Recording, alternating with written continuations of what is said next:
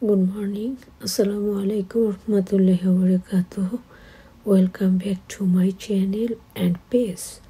Hopefully all are inshallah very fine. Today is Monday. আজকে সোমবার। আজকে আমি একটা ছোট্ট শিক্ষণীয় ভিডিও শেয়ার করব। সবাই আমরা জানি কম বেশি শিক্ষার আলো আমাদের আছে, তবু হয়তো এমন কিছু আছে যা তোমরা জানো আমি জানি না, বা আমি জানি তোমরা জানো না। তাই আমার এই চেষ্টাটুকু, আর সেই চেষ্টাটুকু কি বাংলিশ। নিশ্চয়ই জানো তোমরা বাংলিশ কাকে বলে। আমরা অনেকে আছি বাংলা কথাগুলোকে ইংলিশ অক্ষরে লিখি। যেমন আমি যদি লিখতে চাই AMI, আমি এভাবে লিখি, কিন্তু সেখানেও কিন্তু কিছু নিয়ম নীতি আছে, না হয় অর্থ চেঞ্জ হয়ে যায়। বিশেষ করে আরবির ক্ষেত্রে আমরা মারাত্মক গুনার ভাগীদার হয়ে যাই। তাই আজকে আমি সেই বাংলিশ, মানে বাংলাতে আমরা লিখতে হলে আকার, রসিকার, দীর্ঘিকার, রস্যকার এগুলো খুঁজে বের করে করে লিখতে হয়, মানে টাইপ করতে হয়। দ্যাটস আমাদের অনেক সমস্যা হয়ে যায়। তাই আমরা যারা বাংলিশে লিখি যাতে শুদ্ধ করে লিখতে পারি, আমি আজকে সেই চেষ্টাটাই করেছি তোমাদেরকে সেই বাংলিশটা আমরা কি করে শুদ্ধ করে লিখতে পারবো। কারণ আমি যখন ঢাকা টিচার্স ট্রেনিং কলেজে BEd করেছি, তখন ওখানে আমাদেরকে নিখুঁতভাবে বাংলা বানান রীতিগুলো শিখিয়েছেন, যা আল্লাহর রহমতে কখনো ভুলিনি। আশা করি ইন ফিউচার ইনশাল্লাহ ভুলবো না। যাই হোক, তাহলে লেটস গো। আমরা বাংলিশ কি এবং কেন আমরা বাংলিশকে এখন ভালোবাসি সেই কথাগুলো আমরা জেনে নেই। ওকে, এবার আসি মূল ভিডিওতে। মূল ভিডিও মানে যেটাতে যে উদ্দেশ্যে আমি মোবাইলটা অন করেছি সেই ভিডিওতে, আর সেটা হলো বানান রীতি। বাংলাতে তো চমৎকার করে আমরা শিখেছি, তবে যে বাংলিশ কথাটা আমি এতক্ষণ বলছিলাম, মানে বাংলা আমরা লিখতে সহজে টাইপ করতে সক্ষম হই না বলে আমরা ইংলিশ অক্ষর দিয়ে বাংলাগুলো লিখি। সেখানেও কিছু নিয়ম থাকতে হবে, তা না হলে দেখা যাবে অর্থগুলো চেঞ্জ হয়ে যাবে। আর বিশেষ করে আরবির ক্ষেত্রে যেমন অনেক কিছু লিখে থাকি, সেগুলো যদি আমরা বানান রীতিগুলো না জানি, আমরা অনেক বেশি গুণাদারের ভাগীদার হয়ে যাব। তাহলে আমি বলি, এই যে দেখো বাংলাতে ক আছে, যখন আমরা কমলা লিখব তখন আমরা এটা যদি ইংলিশে লিখতে যাই, ইংলিশ অক্ষরে KOMAL কমলা। কিন্তু যখন আমরা খ লিখব, ধরো খাই লিখব, একটা কথার কথা, কমলা খাই। এখন খাই কটাতে আমরা একটা কে দিলাম, হয়ে গেল। কিন্তু যখন আমরা খাই লিখতে যাব, কে এর সাথে একটা H আসবে, অর্থাৎ KHAI খাই। কেন কে আসবে? ক কিন্তু ক, আর খ এখানে একটা হ উচ্চারণ হয়। খ যখনই বলবো একটা হ চলে আসে, সেই জন্য এটার সাথে আমরা কে এর সাথে H দিব। এবার আসি গতে আমরা ইংলিশে কি করি? জি সাধারণত শব্দটা লিখি। ধরো গরু, এখন আমরা এটাকে বাংলিশ করব গরু, GORU, গরু। কিন্তু যখন আমরা একটা ঘ বলবো, দেখো ঘ উচ্চারণটা সমস্যাটা, মানে হ উচ্চারণ চলে আসে, আর আমরা জানি হয়ের উচ্চারণটা H দিয়ে হয়, সেজন্য ঘ। তখনই আমরা জি এর সাথে একটা H দিয়ে দিব, যেমন ঘোড়া, GHO, আর এরা ঘোড়া। এখন যদি আমরা উঁতে আসি, সেইটা যখন আমরা, যেমন ধরো ব্যাং, তাই না, BANG, ব্যাং। তো যখন আমরা এটা ভতে চলে যাব, দেখো যখন আমরা বটা বলি, এখানে কিন্তু কোনো হয়ের উচ্চারণ আসে না। যখন আমরা উর কথা বলছিলাম, এটা তো একটা হয়ে গেল। আর যদি আমরা বাংলা লিখি BANGLA, লা, বাংলা। কিন্তু যখন আমরা এটা ভটা লিখব, কারণ দেখো এখানে কোনো হয়ের উচ্চারণ হচ্ছে না, আর যখন আমরা বলবো এখানে একটা হয়ের উচ্চারণ অলরেডি চলে আসছে। তাহলে যে কথাটা বলছিলাম, আর যখন আমরা দিয়ে কোনো কথা লিখতে যাব, যদি লিখতে যাই ভালোবাসা, তাহলে আমরা এটাকে আমরা এখানে ভি দিয়েও লিখতে পারবো, নো প্রবলেম।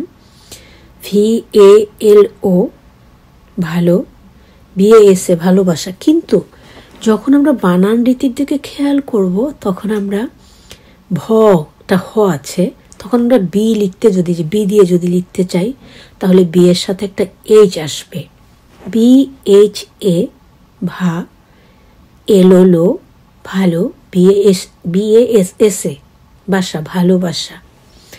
এবার আসি চ। আমরা জানি চ লিখতে হলো আমরা সি এর সাথে এইচ দিতেই হয়, চ।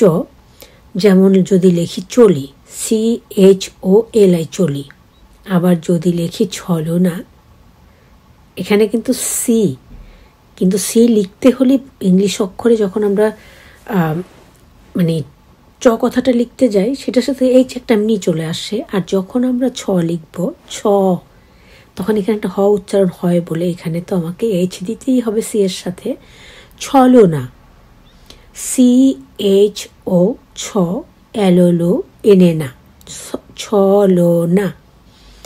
এবার যদি আমি জয়ের কাছে যাই তাহলে যদি আমি লিখি জাম লিখতে যাই তাহলে JAM জাম।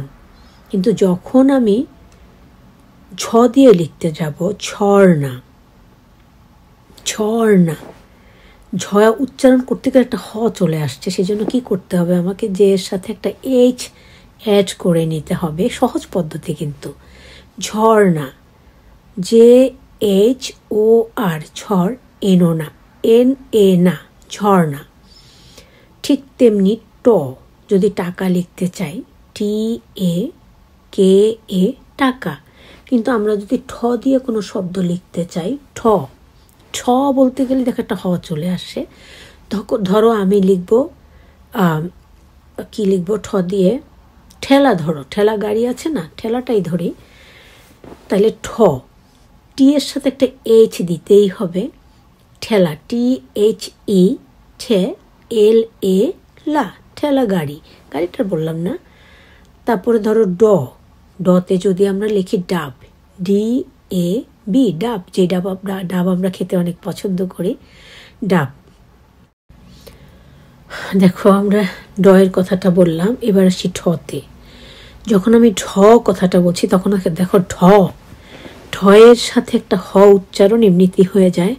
সেজন্য যখন আমরা এটাকে লিখব, ধরো ঢাকা, তখন ডি এর সাথে একটা এইচ মাস্ট বি আমাকে এখানে অ্যাড করতে হবে, DHA KA ঢাকা। তারপরে ধরো ততে যদি আমরা তাল লিখি, TAL তাল। আর থ দিয়ে যদি আমরা ধরো আমরা থামো কথাটাই যদি লিখি, যেখানে থামো বা দাঁড়াও, থামো কথা যদি লিখি, থ একটা হ আছে, তখন কি করতে হবে, টি এর সাথে একটা এইচ। তাল লিখতে যেমন আমরা শুধু টি দিয়ে লিখে ফেললাম, আর থামো কথার সঙ্গে আমরা THA MO থামো।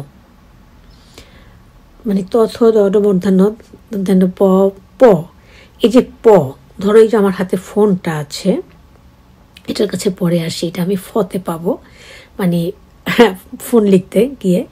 এই যে ধরো যদি আমি পতে মনে করো যে ধরো পাপ লিখলাম, যে পাপ পূর্ণ আমরা হিসাব করি, পাপ লিখলাম, PAP পাপ।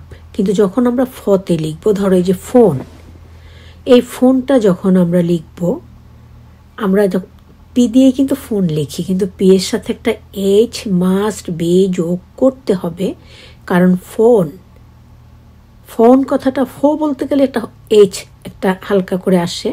কিন্তু আমরা কিন্তু চাইলে ফোনটাকে এফ দিয়েও লিখতে পারতাম, কিন্তু এটা যখন সলিড বানানটা আমাদের দিয়েছে পি দিয়ে, তখন আমাদেরকে যেটা করতে হবে, পি এর সাথে একটা এইচ যোগ করে নিতে হবে, PHONE ফোন হলো।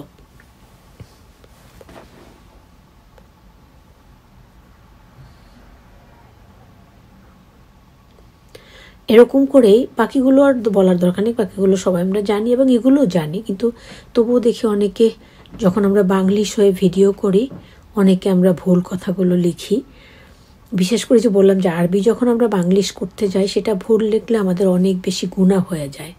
তাই যদি আমরা বানান রীতিটা মেনটেন করে লিখতে পারি তাহলে যেটা হবে আমাদের ভুলটা কম হবে। এখানে আরও কিছু কথা আছে, সেটা হলো যদি আমরা রস্যিকার দিতে চাই, যেমন আমি সরেয়া ময় রস্যিকার মি আমি, এটাকে যখন আমি বাংলিশ করে লিখব সেটা হবে AMI আমি।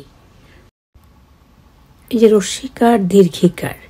এবার আসি দীর্ঘিকারের কথায়। যদি বলি নারী, দন্তার নয়াকার না বয় শূন্য রয় দীর্ঘিকার নারী, যখন আমরা এটাকে বাংলিশ করব দীর্ঘিকারের বেলায় সবসময় দুইটা ই হবে। তাইলে কি হবে NAR নারী। নারী এমনি গাড়ি বাড়ি এগুলোর বেলা আছে যেখানে গাড়ি হবে GARI গাড়ি, কিন্তু যদি দীর্ঘিকার হয় সেখানে ডাবল ই হবে। এটা আমাদেরকে মনে রাখতে হবে, যে কোনো বানানেই যদি দীর্ঘিকার থাকে তাহলে সেই বানানটা লিখতে আমাদেরকে ডাবল ই রস্যইর জায়গায়, দীর্ঘ ই হলে আইয়ের জায়গায় ডাবল ই হবে। যেমন যদি বলি পারি, পয়কার পা বয়সন শিকারি পারি করতে পারি, এটা PARI পারি।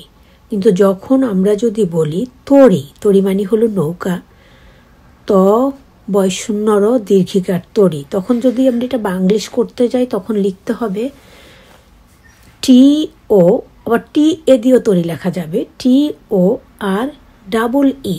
এই যে এখানে ডাবল ইটা আমি অ্যাড করলাম কেন? কারণ তরি বানানটায় দীর্ঘিকার আছে, সেই জন্য আমরা এখানে ডাবল ই ব্যবহার করলাম। আর রফলা থাকলে যে অক্ষরের পাশে রফলা থাকবে সে অক্ষরের পাশে আমাকে আর লিখতে হবে। যেমন প্রথম পয় রফলা, তাইলে পি এর সাথে আমাকে আর কথাটা লিখতে হবে PRO প্র, TH কারণ থ এখানে THOM প্রথম। এরকম বানান রীতিগুলো যদি আমরা একটু নিজেদের মধ্যে আয়ত্ত করে নিতে পারি, আমরা বাংলিশ করলেও সবার বোঝার জন্য আশা করছি কঠিন হবে না।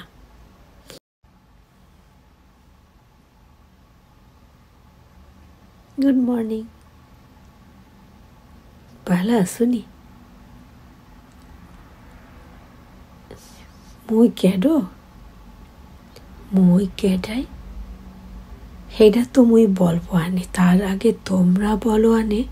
এই যে এতক্ষণ ধইরা তুম করে লেহা পড়া শিখাইলাম, ভিডিওটা কেমন লাগলো? আমি আজ কানাই মাস্টার পরমোর বিড়াল সানাটি। আমি যে কানাই মাস্টার মানে মুই যে কানাই মাস্টার, মোর ছবি দেখে কে ইয়া তোমরা বুঝতে পারতে আসো না? ও কি বলতে আসো কি? তোমরা মোরে সেনো নাই? ও মোর আল্লাহ, এতগুলা বছর একলগে ভিডিও করি, একটু অন্যরকম ভাবে সাজলেই বলে মোর ভাই বোনেরা মোর পরিবার বর্গরা চেনতে পারে না। এটা তো মোর লিগে অনেক দুঃখের কথা। সেনবা না সেননের কিছু নেই। তোমরা বলতে আসো কেমন তর হইরা সেনবা, মুই সেনাইয়া দিমু। হয় মুই তুমগো আঁকি গ্যালারি বলছ, আর কি কোনো কনফিউশন আছে তুমগো মধ্যে? জাগা মুই তো কত রকমের চেষ্টা করি, মোর স্ন্যাপচ্যাট মোরে সেই চেষ্টাগুলা করণের ফিন্নে কত সুযোগ কইরা দেয়। হের ফিন্নে সাজন নাই, গুজন নাই, মাথা আশ্রান নাই, হের বাদেও মই কত জগ কইয়া তঙ্গদারে চলে আসি, টুবলু তৈরা ওইরা একটা ভিডিও লিয়ে চলে আসি। এটা কি কম গেরিবেটির কথা? সেলুট স্ন্যাপচ্যাট, তোমার ফিন্নে কত চমৎকার ভিডিও দেওয়ানোর চেষ্টা করি, মোর যত যোগ্যতা আছে হেদ্দর যোগ্যতা দিয়া। আর হ্যাঁ, প্রিয় ভাই ও বোনেরা, মোর পরিবারবর্গরা সকলে জানাইয়া দিও, এই যে মুই আজকার যে শিক্ষার ভিডিওটা প্রচার করেছি তোমার কাছে কেমন লাগছে। হয় যদি তোমার দ্বারে একসার বেমালা বালা লাগে, টুল করে একখান লাইকে চাপ দিয়া দিবা, আর চমৎকার একটা কমেন্ট লেখা মোরে উপহার দেবা, তাইলেই মুই বেমালা খুশি।